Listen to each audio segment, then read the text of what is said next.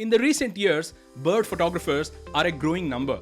Perhaps because birds are everywhere, from your backyard to the lakes in the city to some patches of greenery on the fringes of cities and of course, bird sanctuaries and national parks where they thrive.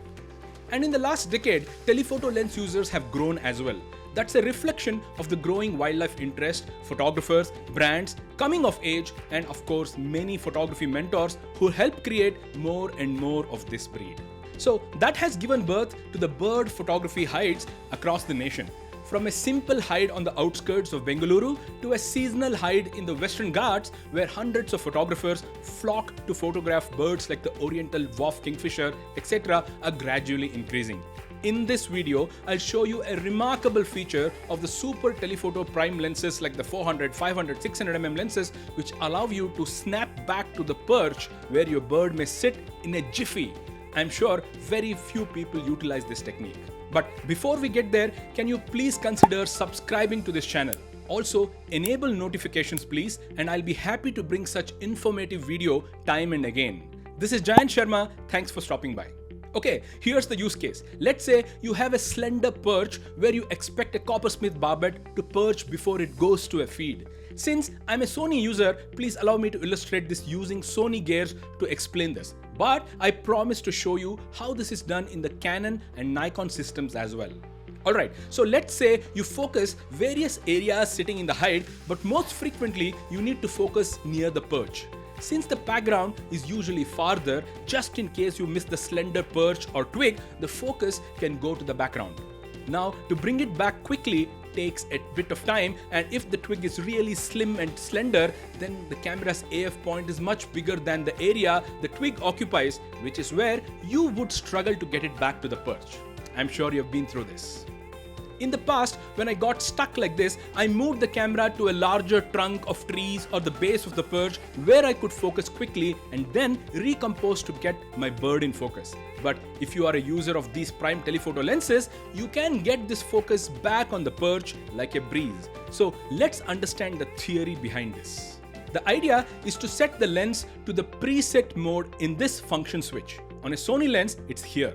Then ensure you'd also enable the beep on by using this switch. Okay, now what we have told the lens is we will focus somewhere and then request the camera to memorize that distance. So as usual, focus the perch or where you want to set focus, and then when the focus is on, press the set button which is here in the Sony lens. Now what we can be assured is the camera has memorized the distance of this perch and we now can focus elsewhere and test it.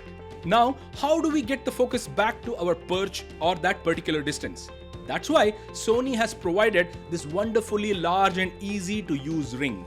Mind you, it's in front of the focus ring and is this small ring that needs to be rotated in any direction. And bang, the focus comes back where it was preset.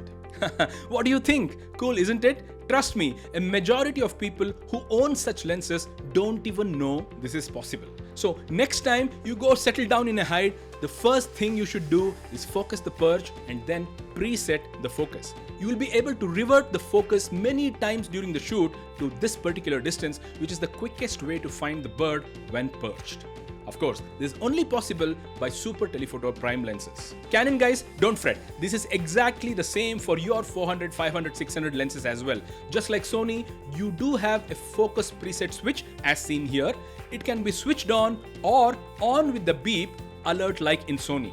Now, after that, you need to follow the same procedure. Focus the subject and then press the set button to let the camera memorize the distance. Just like the Sony, in Canon, this ring is almost in the same place, which can be used to rotate and snap back to the distance that was preset. Hope you enjoyed, Canon folks. Okay, Nikon guys, I'm so sorry you cannot do this. I'm just kidding. Okay, let's help you do this. It's slightly different for you, but the logic is the same. So in Nikon, you have this lever which has three options. One AFL, the other AF on, and then in the middle, the memory recall as Nikon calls this feature. So you guessed right, move the switch to the middle where memory recall is engaged.